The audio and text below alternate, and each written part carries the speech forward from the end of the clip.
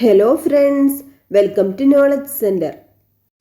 വിവരാവകാശ നിയമം RTI act 2005 ഭരണകൂടത്തിന്റെ പ്രവർത്തനങ്ങളിൽ സുതാര്യതയും ഉത്തരവാദിത്വവും ഉറപ്പാക്കുന്നതിനായി ഭാരത സർക്കാർ കൊണ്ടുവന്ന നിയമമാണിത്. 2005 ഒക്ടോബർ 12 നിലവിൽ വന്നത്. ആദ്യമായി നടപ്പിലാക്കിയ രാജ്യം സ്വീഡൻ. 1766 ഇന്ത്യയിൽ RTI പാസാക്കിയ ആദ്യ സംസ്ഥാനം തമിഴ്നാട്. 1997 മൗലികാവകാശം ഭരണഘടനയുടെ 19(1) അനുച്ഛേദത്തിന്റെ ഫ്രീഡം ഓഫ് സ്പീച്ച് ആൻഡ് എക്സ്പ്രഷന്റെ ഭാഗമായാണ് വിവരാവകാശം സുപ്രീം കോടതി കണക്കാക്കുന്നത്.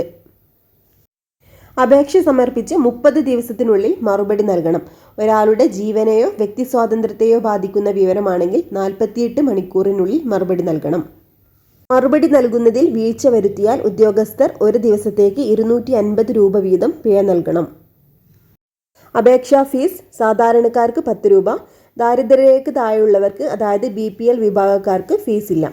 ഒഴിവാക്കപ്പെട്ടവ രാജ്യത്തിന്റെ സുരക്ഷ, പരമാധികാരം, വിദേശ രാജ്യങ്ങളുമായുള്ള ബന്ധം എന്നിവയെ ബാധിക്കുന്ന വിവരങ്ങൾ ഈ നിയമപ്രകാരം നൽകേണ്ടതില്ല.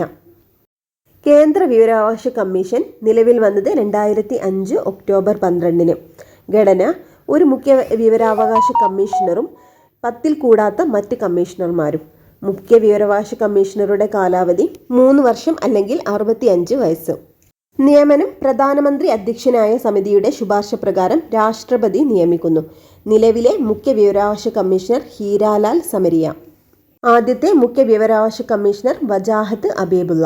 കേരള സംസ്ഥാന വിവരാവകാശ കമ്മീഷൻ രൂപീകരിച്ച തീയതി 2005 ഡിസംബർ 19. ആസ്ഥാനം തിരുവനന്തപുരം. ഘടന: ഒരു മുഖ്യ വിവരാവകാശ കമ്മീഷണറും 10 കൂടാത്ത മറ്റ് കമ്മീഷണർമാരും. നിയമനം മുഖ്യമന്ത്രി അധ്യക്ഷനായ സമിതിയുടെ ശുപാർശ പ്രകാരം ഗവർണർ നിയമിക്കുന്നു. കമ്മീഷണർമാരുടെ കാലാവധി 3 വർഷം അല്ലെങ്കിൽ 65 വയസ്സ്. കേരളത്തിലെ നിലവിലെ മുഖ്യ വിവരാവകാശ കമ്മീഷണർ അബ്ദുൽ ഹക്കീം 2025 സെപ്റ്റംബറിൽ ചുമതലയേറ്റു.